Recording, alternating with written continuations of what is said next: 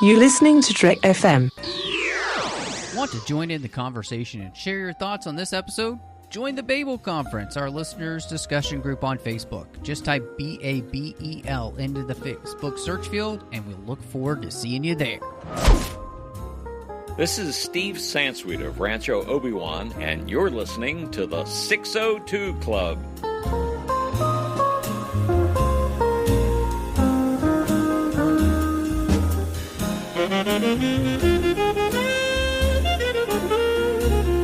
Well, hello and welcome to the 602 Club, TFM's local watering hole, and it is a massive show because we have back with me, I'm so excited, none other than Christy Morris. Christy, only some Stranger Things could bring you out of retirement.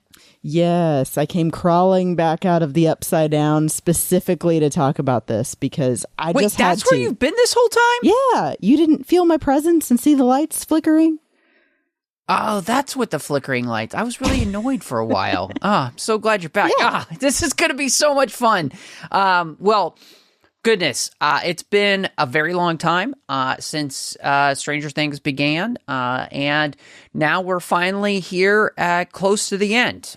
We've got Volume 1 we're going to be talking about, but before we dive in, and we've got so much to talk about, find us wherever you get your podcasts, subscribe, give us reviews and ratings on places where you can do that, help people find the show, share it with your friends on social media. You can also follow us on social media at the 602 Club on X Twitter. We're on Instagram at the 602 Club TFM. We're also on Letterboxd at the 602 Club. You can also find us online with the entire network on Facebook at facebook.com/TrekFM. We're online at trek.fm, and you can support the show over on Patreon at patreon.com/TrekFM. But Christy, all that said, we have so much to talk about because we have 4 big episodes that are making the part of Volume 1, and then we'll have a Volume 2 and the finale to talk about all together as well. But look, I mean, let's be honest. We were all crazy for this show when it came out, right? Like it, and in fact, you know, in a lot of ways, I think Stranger Things kind of helped cement Netflix and the dumping of an entire season all at one time. And it's been like 10 years almost since, the first season came out, which is crazy. But it's also been quite a while since season 4 finished, which was in 2022. So it's like 3 years now. And so I just wanted to ask, with everything that's happened, I mean, gosh, we knew there was going to be a 5th season in 2017, COVID, and then the writer's strike. Everything got pushed back.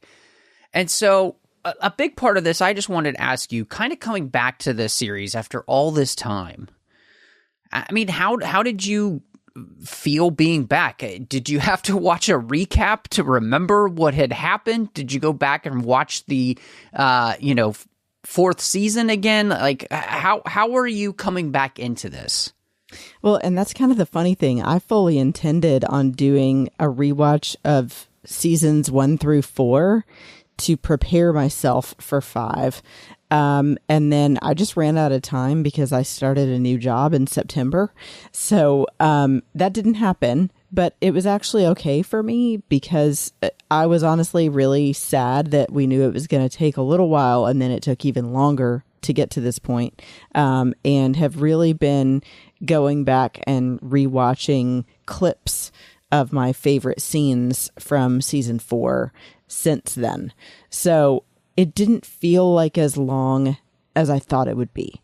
Yeah, that's so interesting because, like, one of the things that my wife and I actually, we started watching the first episode here of Volume 1, and she just started asking questions like, what is going on? And I don't quite remember this, and I don't remember people and all this stuff. And so she actually, we stopped, and I found a recap on Netflix so that we could watch what happened in the entire series so that we started up again, she's like, okay, that was so much better.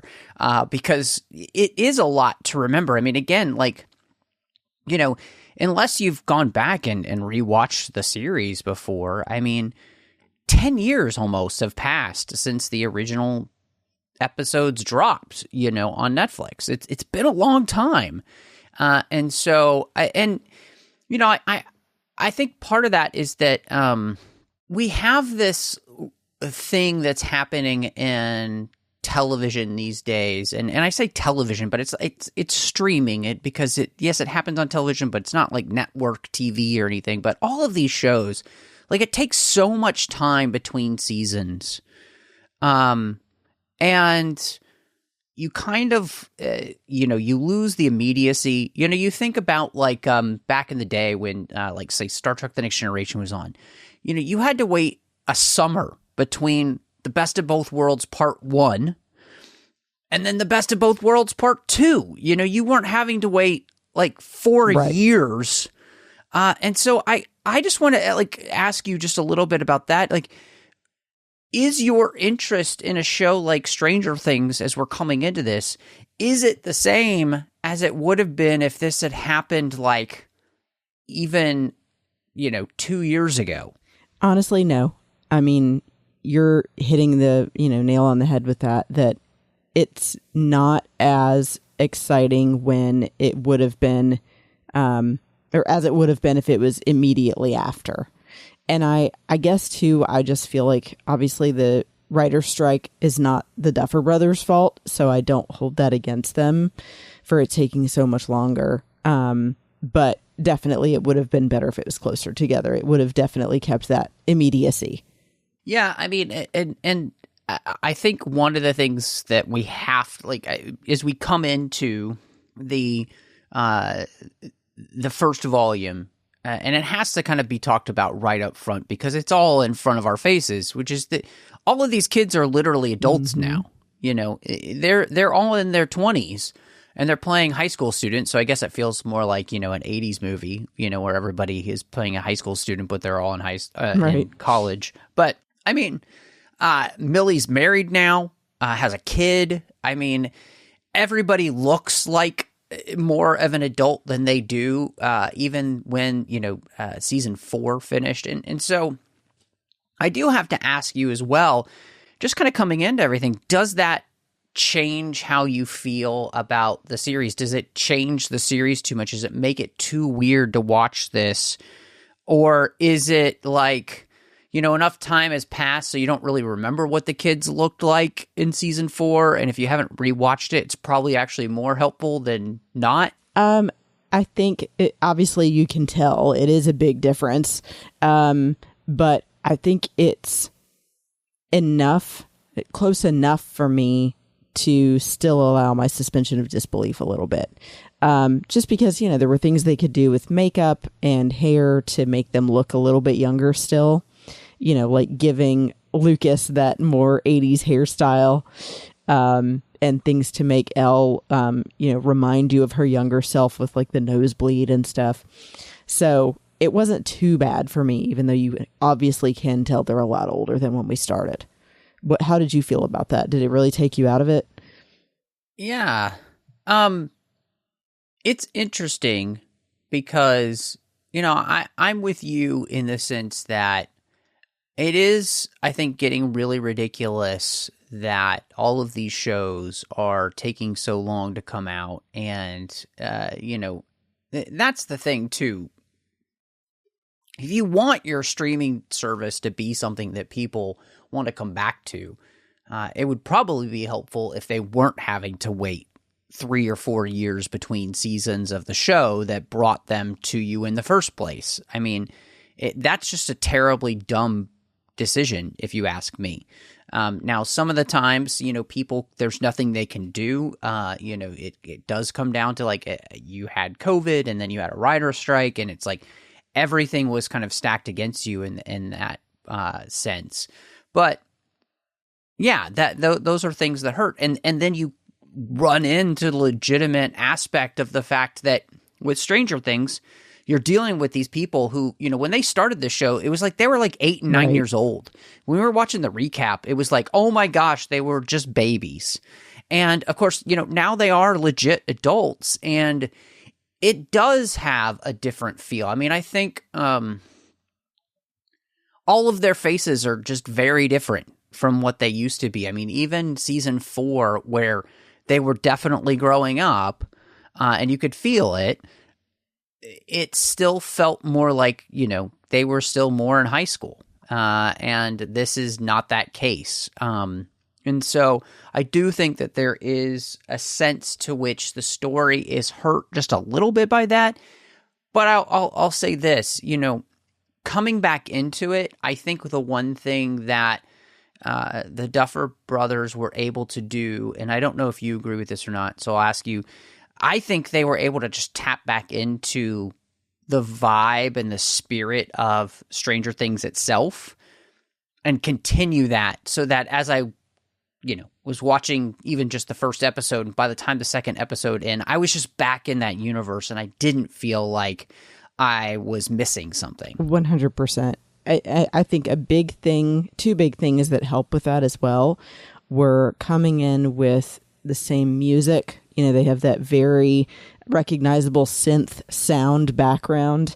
And then also, I think it was great having you come in with hearing Robin on the radio station, and now calling herself Rockin' Robin, was so cute. And she's kind of catching you up while also giving new information about how they're in this setting of being on lockdown, quarantine in Hawkins.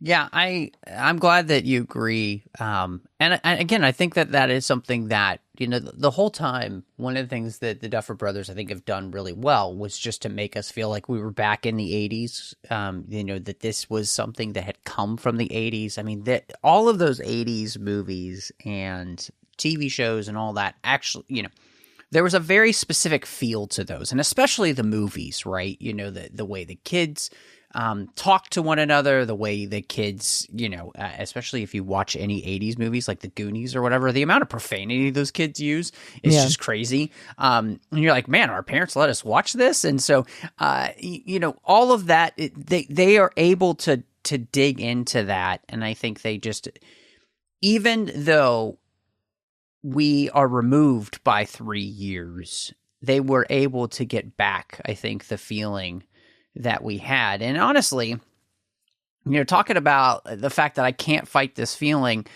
there's so many character stories that are getting picked back up and continued here. And, we'll, in the amount of time we have here, we're not going to be able to talk about every single one in depth. But I wanted to ask you, of the characters that we're following and we're continuing with, what are the ones that actually stuck out to you here in this first volume, and that you felt like, one, that they did a good job with continuing their storyline, and even maybe making you more interested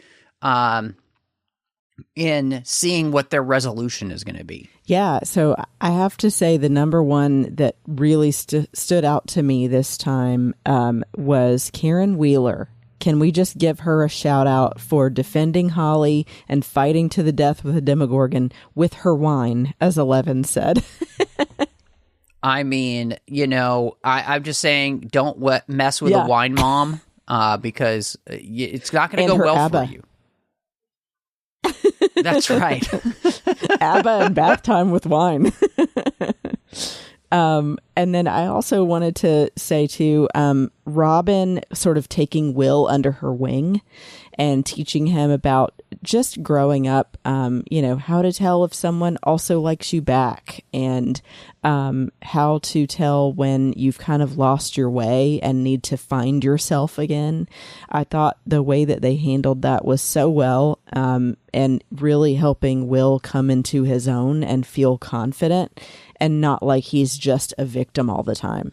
Because I remember from chapter 4, being really annoyed at the way Will's story was left, and like he was just this whiny kid who, you know, he doesn't know what he wants. He feels like he's losing all of his friends, and then also Vecna is using him. So here I feel like we get some of Will back from when we first met him, and he was playing D&D, and he's just awesome at what he does. Yeah, I think that's a great way to put it. You know, the relationship between, you know, Robin and Will is very interesting, and specifically, obviously, because they share this thing that in that time period was definitely a thing you would have kept under wraps, right? You know, and you would have been very particular about the people that you shared that with. And so I thought that they did a great job in that. And I loved the way that you put that she kind of helps Will be able to find himself in the sense that when he comes face to face then with Vecna, right, he isn't somebody who is just this thing to be used. Right. You know, he is not just this weak thing, right? And in that, he finds this strength that allows him to be able to do what he does. And so we'll talk about all that later. But I think you pointing that out is one of the reasons why that can happen, right? You know, you've had all these moments throughout Volume 1 of Will connecting with Robin in a way that kind of helps him become more comfortable in himself and to stop feeling like this very weak and needy character, right? To which Will has kind of felt like the whole series, really, in many ways. You know, he's always been this kind of lost little puppy compared to everybody else in the series. And he's stopped feeling like that. And I think a big part of that is what you pointed out. It's Robin recognizing there's something about them that they share, and her helping him to come to realize that about himself, but also just to even, it's not even just about that, but right, to even just to find a strength in himself I don't even know that he realized was there. Yeah. And, you know, I think to me, this part of the season convinced me once again that Steve Harrington is the best character on this show. Yeah. Steve is just so good in this show, and I just love him. You know, it's so funny how he's just this surrogate father in some ways to some of these kids. And, you know, his relationship with Dustin, which has been very strained in this season, is really, really interesting. You know, the fact that there's this kind of strange dynamic between him and Jonathan.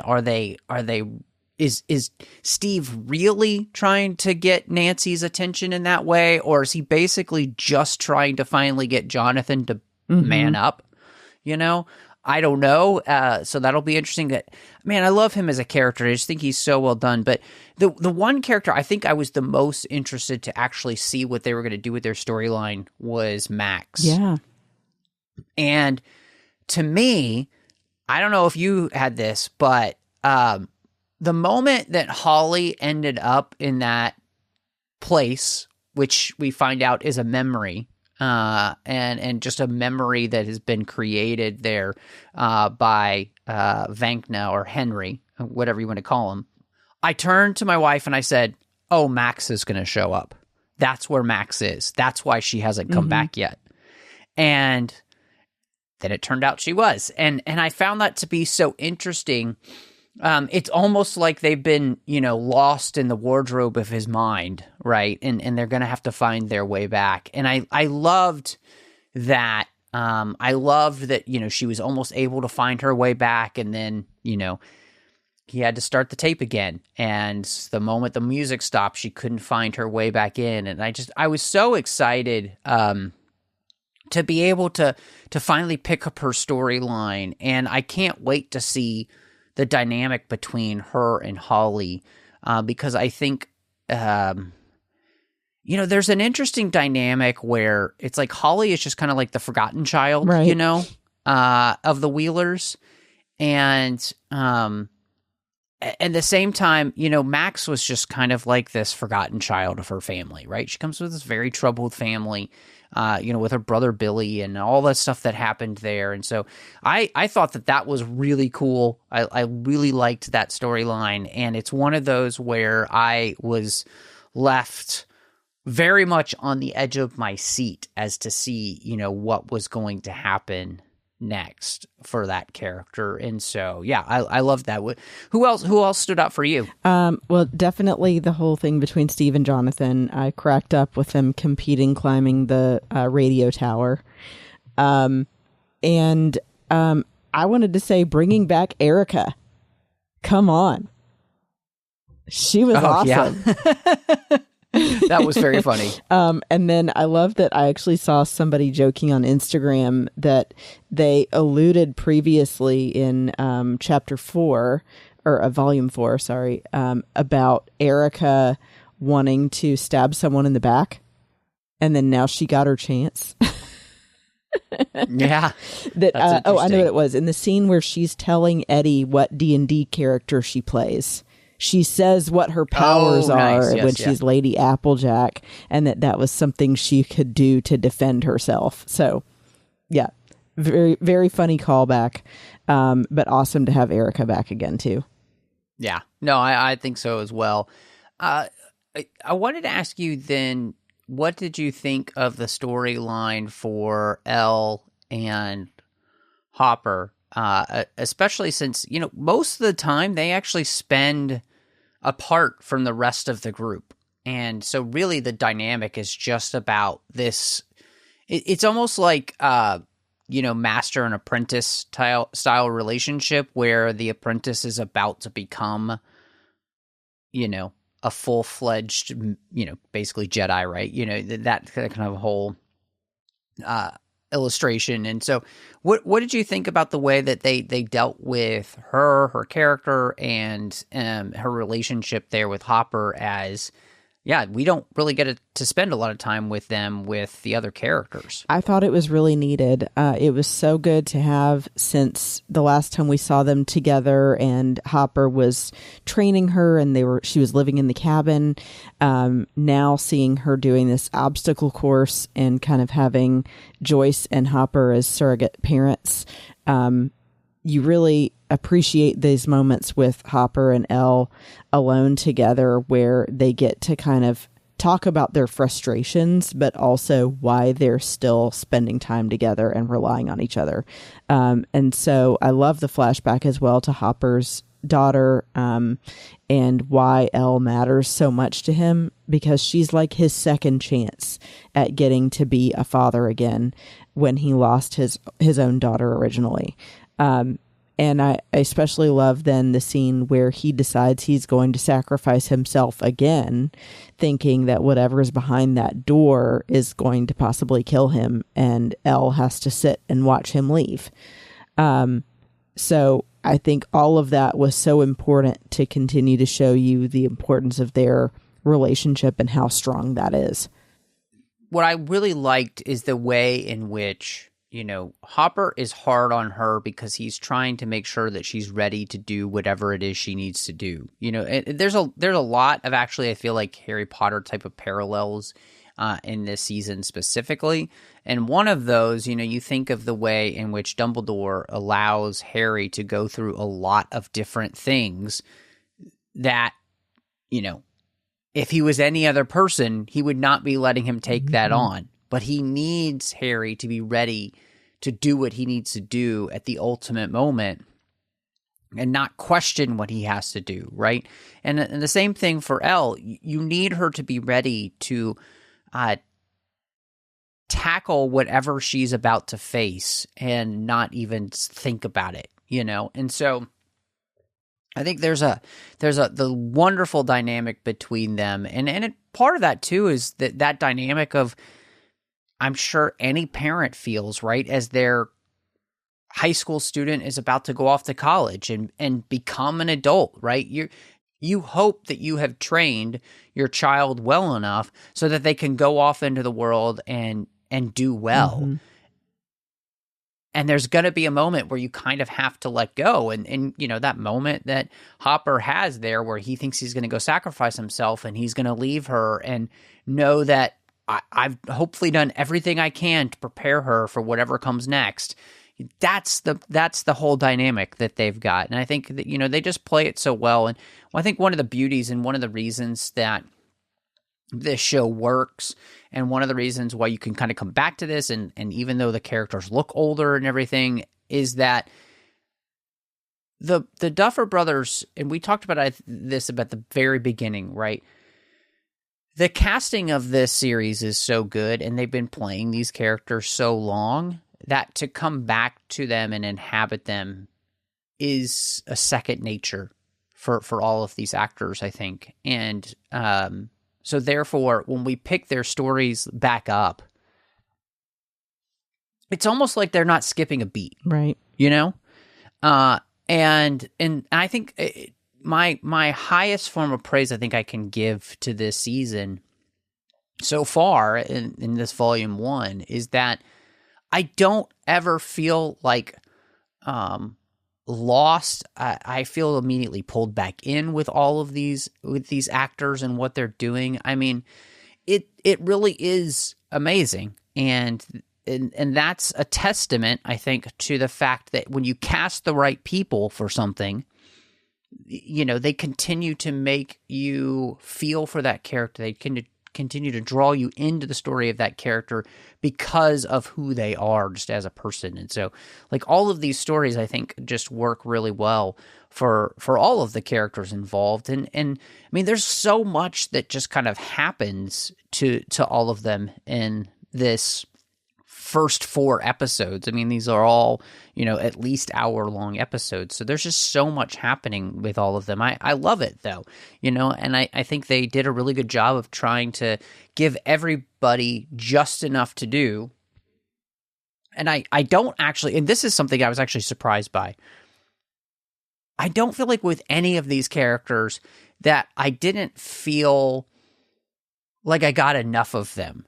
It felt like they did a great job of mixing the storylines for all of these characters. So I wasn't like, oh, well, like, why aren't we spending time with Dustin, Right. or what's going on with Mike or Lucas, Will or any. I felt like they did such a good job of handling those dynamics. And that's really impressive when you have this. I mean, gosh, the list of characters that we have here in front of us, it's extensive, and that's not even the full entire list. Yeah, I mean, heck, we didn't even mention Murray being back either as the driver of supplies. Oh, so great. I love it. Little John Coltrane for you. It's very engaging. Yeah, he does it every time. But yeah, I mean, it is amazing that they were able to do that and spend appropriate time, as you said, with each one. And there's so many involved. And I did want to throw in as well another reason for me that this didn't feel like it was so long ago. I'm glad that we got to touch back in with Dustin and how much he's missing Eddie. And actually, earlier this summer, my husband and I and our friend Erica went to go see Metallica and got to see Master of Puppets played in person. So that was my Eddie flashback as well. So Eddie's never too far away from me. Yeah, I appreciated that too. And I loved that they didn't just leave that hanging, because it makes so much sense, for Dustin, who is, I mean, other than Will, I mean, Dustin, I think, is the character who has enjoyed this idea of being the outsider the most, especially with the influence of Eddie, right, and the Hellfire Club. And the loss of him impacts him in a way that doesn't really hit the rest of the guys. And part of that, I mean, even just physically, right?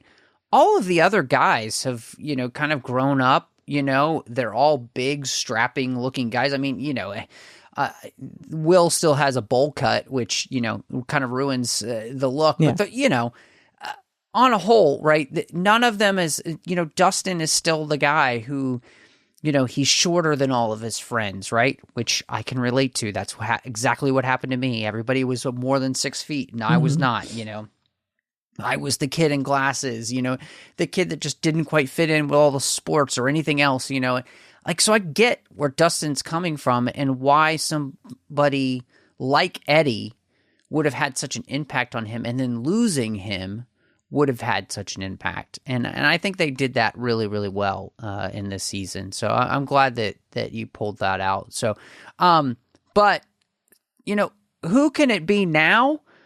Well, of all the people that we could pull into an 80s flick, I was so excited that they pulled in Linda Hamilton as Dr. K. And she's in charge of the research in the Upside Down, and seems to be hell-bent on capturing 11 for some nefarious purposes. So I wanted to, ask you about what you thought of, bringing her in, the portrayal and everything, and if you felt like they kind of gave us enough of what she's trying to do, or if you would have liked more, or if you felt it was just right. Well, I was so excited to see her because for me, she will always be Sarah Connor. And that's immediately what I shouted when I saw her face. I said, oh my God, Sarah Connor. So I was great. It was great seeing her. I do wish we had gotten a little more background on what she was trying to do specifically, because you see her now and then operating on this piece of either the wall or the tentacles or something, but not why. And then that she needs 11, which we assume is like maybe she's wanting to help Vecna or use Vecna and the Upside Down to do something, but it's never explained. So I'm hoping that maybe even without her around, we'll get some of that background somehow. Because I do think that's interesting. I feel like it's a rabbit hole we left untapped. Yes. No, I'm right there with you. Like, I loved that she's here. To kind of have her play the baddie here is fantastic. Especially in some ways, kind of being on the other side of what she was doing in like the Terminator series, right? She was almost always opposite of authority in that. And fighting against it. And so to have her be the authority here and being a part of this military and seemingly having very nefarious purposes for, Elle and what's going on, it did feel like if there's one thing in the story that could have had a little bit more to it, it just would have been, I think that it would have been nice to have some hint as to kind of, even more. And again, we'll talk about the big reveal there at the end of, kind of like who was behind the major door. Yeah, it was really, really interesting. And I thought she was great. A fantastic addition. If you're going to have somebody from the 80s come in, Linda Hamilton's a great choice, and she really is so good, because it doesn't really actually take much to turn that character of Sarah Connor, especially from the second film, into a villain. Yeah. Right?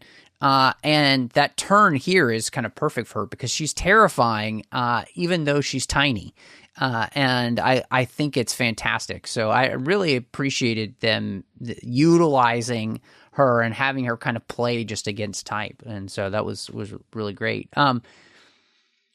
So we have these dreams of these kids that Henry has been utilizing. So he's been hypnotizing these kids from Hopkins, very much in the same way he did with Will. And he's been calling himself Mr. Wupsit, which is a character from A Wrinkle in Time, and basically kind of, posing as the angel of light to these kids. And what he really desires with them is to take over the world. And in reality, he's more like It from A Wrinkle in Time, who wants to control everything by removing uniqueness from all people. And so I wanted to ask you about that part of the story because it's, again, it's one of those things where the Duffer Brothers love all of And Wrinkle in Time is even before the 80s, right? But they love all of this type of literature. They love all of these heroes stories. They utilizing this type of thing is just right up their alley. And so I just wanted to ask you about how you felt like this part of the story, because of course Holly is the one who's brought back into this story, and she's the one who we really see entrapped in Vecna's scheme, and she's the one we kind of see, get opened up into the world of what Henry's trying to do. Sure. And I have to say, this was the most interesting part of this whole season for me so far. I remember thinking initially, whenever she mentioned, originally Holly calling him I thought she was saying Mr. Watson, but then figured out it was Mr. Whatsit. Oh. Yeah, it was like Mr. Watson. I love it. So I was still wondering for a long time, until they have Karen reveal that it's Henry, who it could be, and if maybe it was actually a good person who was going to help. So I thought that reveal was great and so creepy. And then also the connection with Will and them figuring out what was going on, that Henry is now trying to recruit all of these kids because he's realizing that just Will alone is not enough. Maybe, and also, mentioning when it finally gets to it with Vecna saying that kids are moldable. And that's the reason that, even in real life, there have been movements where they specifically targeted reaching out to the youth because, unfortunately, they are more susceptible to being manipulated. And so for this storyline, that was a perfect way for Vecna to get his way and to be able to have minions to execute things on his behalf, and not really have to try hard. Unfortunately, as much as you tell kids don't get in the stranger's van or take their candy, sometimes they do. And then, there's Murray kidnapping them in a van. Yeah. I think that's something that is really well said, in that the reason that Henry is choosing these kids, right? We learn that it's because they're kids that he thinks he could control, and they're ones who feel out of place. They feel like they don't belong, like they don't quite fit in lots of different ways, right? Not all of these kids are the same, and so dude, what's that Derek. kid's name? That's Derek, who just a big bully, right?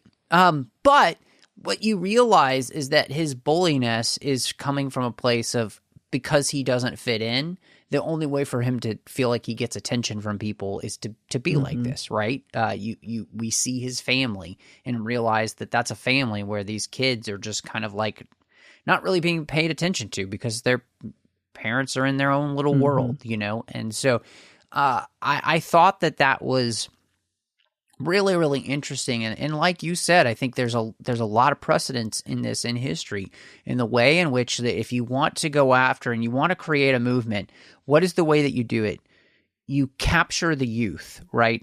Because absolutely, they are more susceptible to influence by people that will pay attention to them and will give them the thing that they long for the most, which is to feel known and loved, which is what we all want. But as kids, we feel that so innately that the moment somebody begins to pay attention to us and give us that, we're willing to do just about anything they want us to do to continue to get that from them.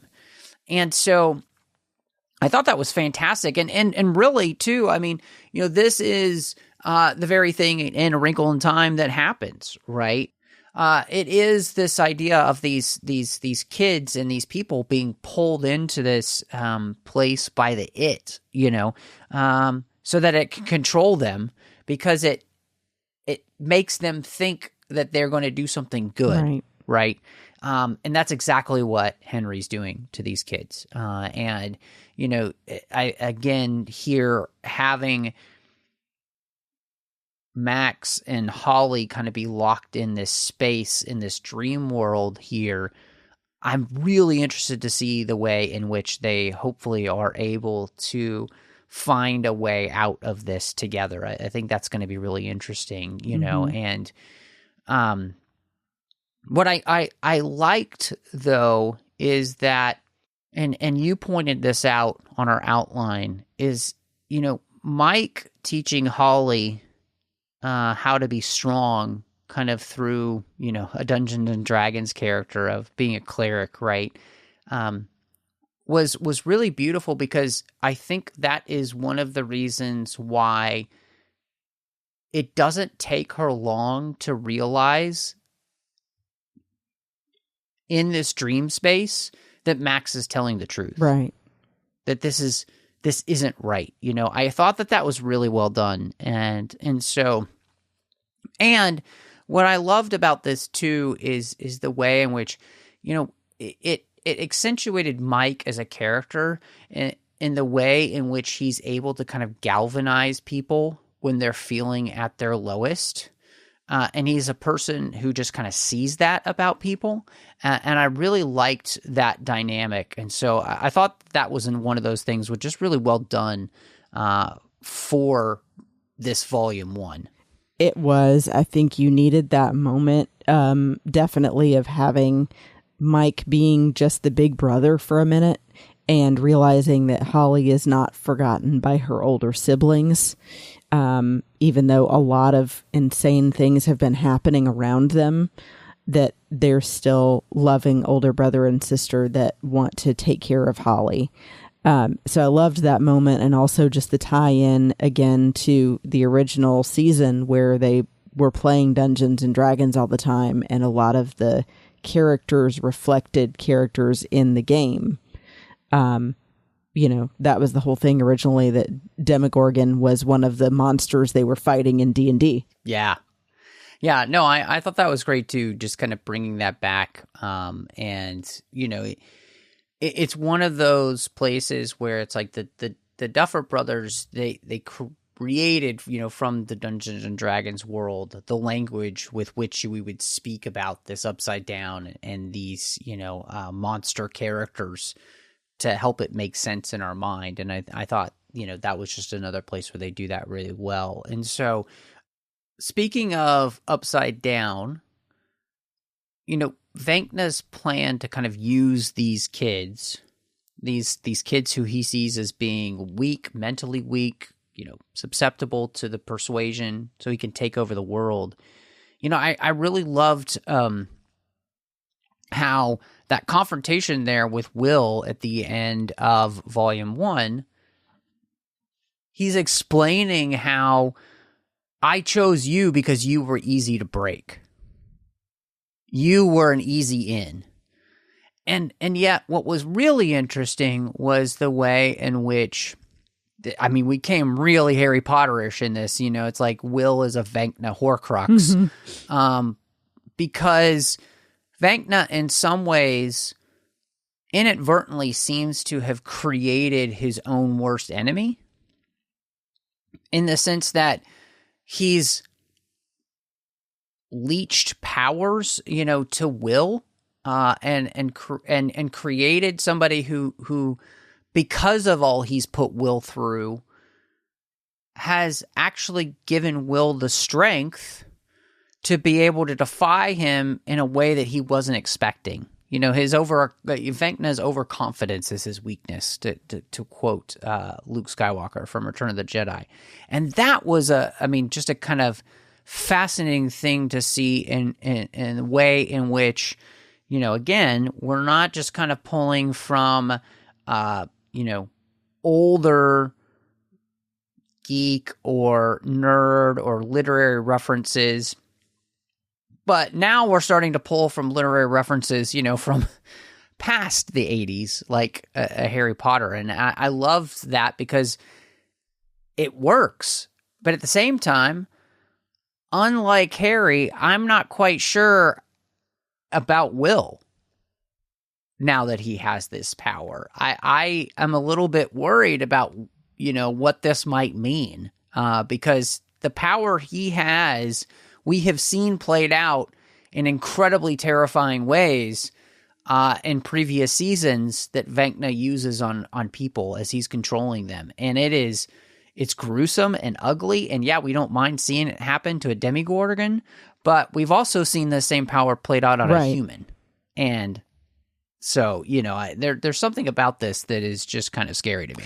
Yeah, I think Will's turn in that scene was the best moment of this entire volume so far. And also it's scary. I mean, like you said, you don't know how he's going to end up wielding all this power. And we can hope that what we're going to see revealed later is someone helping him center himself again and realize that it should be used for good and that he doesn't let it take control of him. But definitely it's exactly the situation you were saying of through Vecna using Will as part of the hive mind as just one pawn in his master plan. He ended up also giving Will all the secrets to his weaknesses and ways that Will could use things against him, which he's done before now as well. Will would let people know what Vecna's next move was going to be or what he's seeing. And so he's doing that here again. But the difference now is that he realized he can tap into that power and not just be a viewer, but actually use it. And so it was incredible seeing him suddenly jump up and being able to just, with a swift move of a hand, control and hold a Demogorgon still in the air. I actually loved seeing the Instagram reels of people saying, is Will attractive now? Because he's like looking at the camera and wiping his nose. He's a tough guy. I don't know if that's the case. I mean, not for us old people. But sure. I mean, if that's like, whatever. I'm not going to answer that question. Yeah, it's just but weird. It was funny. But no, I agree with you. I think it is a really fantastic moment.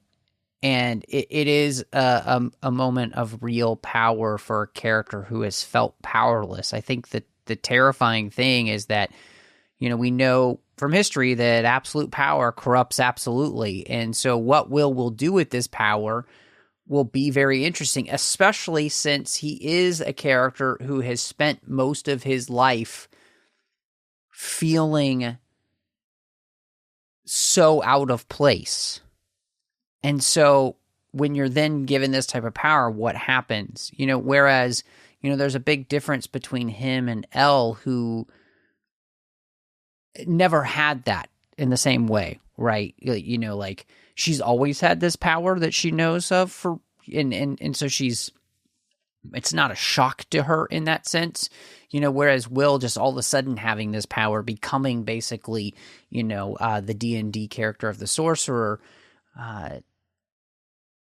that could have dire consequences for him just as a person, and so all that we talked about in him kind of growing in this season and so far in this volume 1, it does just make you wonder about him as a character and what's going to happen to him. So I am really interested to see that.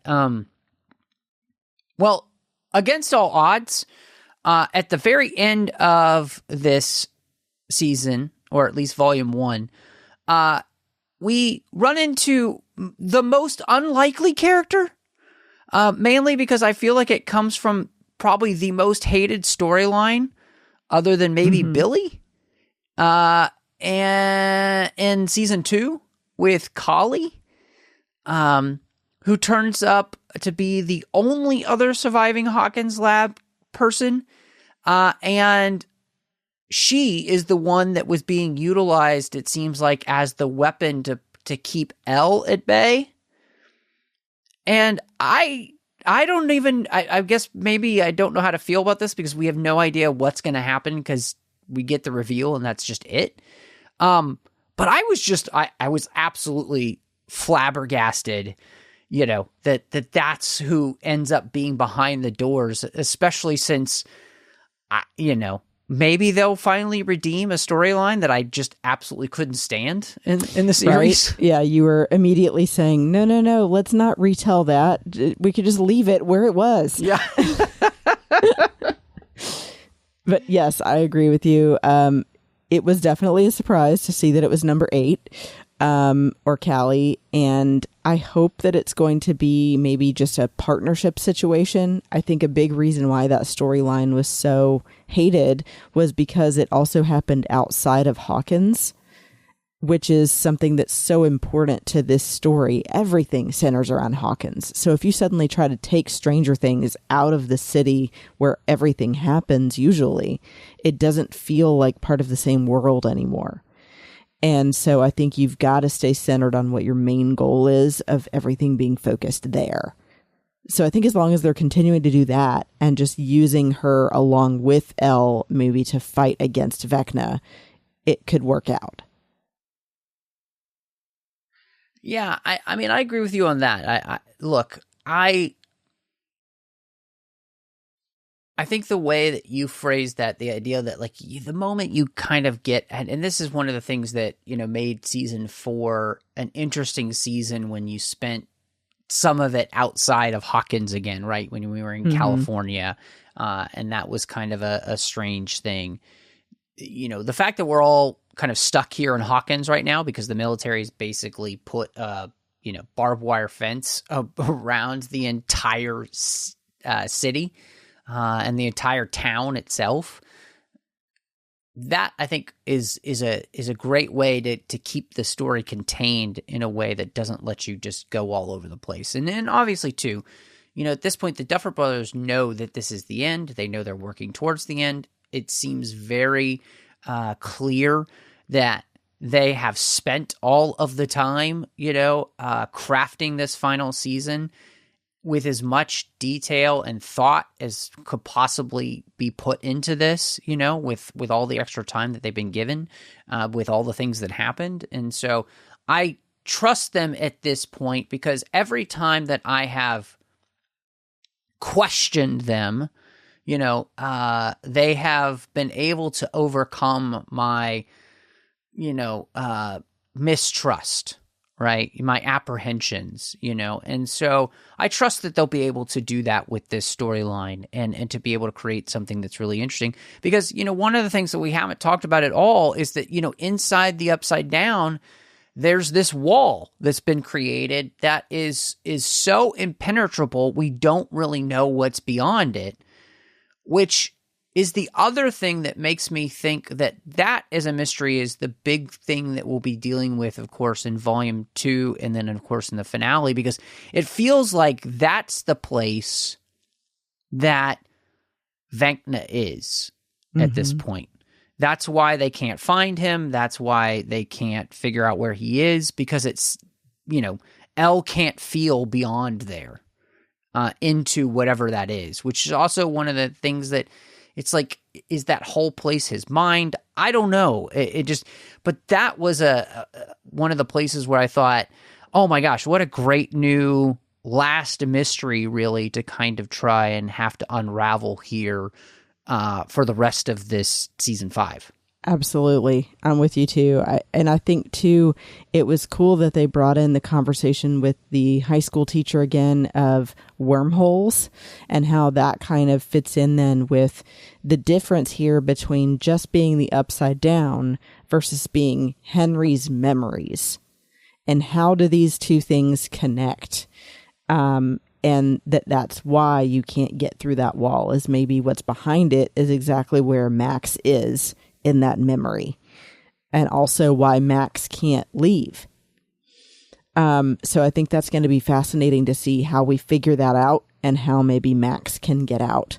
But it is fascinating. And I wanted to add in too, just another piece that I thought was so interesting that my friend Erica brought up was, if you look at how this particular part of season 5 compares, there is a lot of similarities between it and the movie Hellraiser. I never actually saw that movie, but everyone's probably heard of Pinhead at least.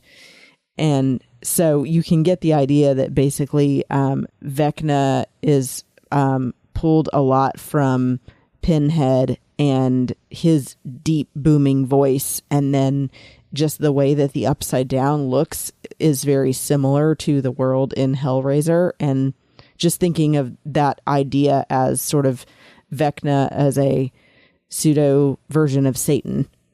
Yeah. So I thought that was interesting. No, I think that makes a lot of sense. And I mean, especially since you kind of think of everything that the Duffer Brothers are playing with, the whole idea of in the 80s, people being terrified of this idea of Dungeons and Dragons, and what it meant for kids, and, was it all super satanic and all this type of stuff. And, look, all of these questions are good questions that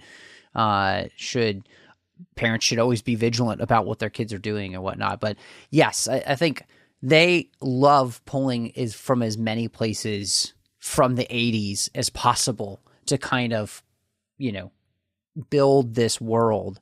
And at the same time, they just seem to be the type of writers who love pulling from all of their influences, whether it is, older than the 80s or, newer than the 80s. To them, it's like there's no bad story idea that they're not willing to kind of put into their blender and then pull that it then gets poured out into the milkshake known as Stranger Things. And I think that's one of the things that is great, because you can do this and you can do it really badly, right? You can do this in a way that just feels like, oh, you're just copying this and you're just doing that. They've done this in a way that just feels so organic to the world they've created that when you see a reference, it's not like, oh, they're just copying this. No, they found a way to utilize something but make it their own, which is a really impressive thing to do. And so I love that. And I gotta say too, this is a show that also just, it looks great. It's continued to advance, I think, in the way the show looks. It's pretty incredible how good each one of these episodes looks. They do such a wonderful job of bringing this stuff to life. And man, there's no reason for us to spend time speculating on, what's going to happen, because we're going to see it in a few weeks. But I guess I don't even know if it's necessarily a fair question, but we'll do it anyway because it's tradition. If you were going to rate Volume 1, how do you think you'd rate it, Christy? I am pretty firm on this time. I would give it a 4 out of 5. And there's 2 criticisms I have. One, the AI faces of Joyce as a younger person and adjustment to make Will look like young Will didn't really work for me. I think maybe we could have found a way around that to make it look better, or to just not show their faces. And then 2, I don't know if they got their rating changed slightly, or if they just finally decided we're at such a serious point in the story, we need to curse more. But they said GD so many times. And I was like, what is with this? Is that like their favorite word this season? Because it's too much. Yeah, that's Robin's favorite phrase. Well, and I think Dustin says it at one point. Steve. Yeah. It's so many people. And I'm like, what is with that word? Yeah. So anyway, I didn't love those things, but otherwise was really happy with it, and loved the reveals we got. Yeah, I couldn't disagree with you on any of those. I think they're really well said. The fact that they did have to go back and kind of de-age characters, they basically did the same thing with Will that they did with the Princess Leia in Rogue One, right? You had somebody who's the body double, and then you map the face AI wise on them, and it was fine. It's not perfect. It's not terrible. It's just not great. Like, you can it is tell. what it is. All of that, though, I actually loved them, kind of going back and going to the very beginning of Will being thrown into the Upside Down for the first time. And I thought that was a great way to it's like, we're going to bring the story full circle. And in fact, the Duffer Brothers have said, look, the whole point of this is to bring this to a satisfactory end, hopefully. And I think that they're off to a great start. And just like you, I would give this 4 out of 5. I think it's really well done. The fact that they're able to bring me in and not have me feel lost in any way, in the sense of like that I'm missing some of the magic, that you come to expect when these characters all get together. All that was back, and that's just, again, I am incredibly impressed that I could fall back into this world and feel like we haven't skipped a beat, even though everybody looks like they're in their 20s. That's a testament, though, to the writing of the show, but then the actors' ability to just inhabit those characters. So I'm really looking forward to us, getting the opportunity to watch Volume 2 and then the finale and be able to talk about it here. And we'll hit that there in 2026 together. But Christy, it's obviously wonderful to have you back here in the 602 Club. And I'm so glad we're going to wrap up this series together. It just feels right. And if people wanted to catch up with you, where would they find you? It feels right to me too. Thank you for having me back. And of course, you can find me on Instagram and Twitter at BestBenBell. And I do have a Letterboxd account, but I need to keep up with it. And then what about you? Well, you can find me all over social media under the name Matt Rushing02. Of course, here in the 602 Club, we've got the Indie Files going with Yancey Evans, as well as our new bonus show. So check that out as well. We're also over on the TFM network here with all of the other great talk that I'm doing outside the 602 Club with Star Trek and Chris Jones. So check those shows out. And then on the Nerd Party Network, you'll find me with 2 shows. One is called Owl Post, talking about every single chapter of the Harry Potter series, and Aggressive Negotiations with the great John Mills, as we talk about Star Wars each and every week. But thank you so much for joining us. And y'all come back now, you hear?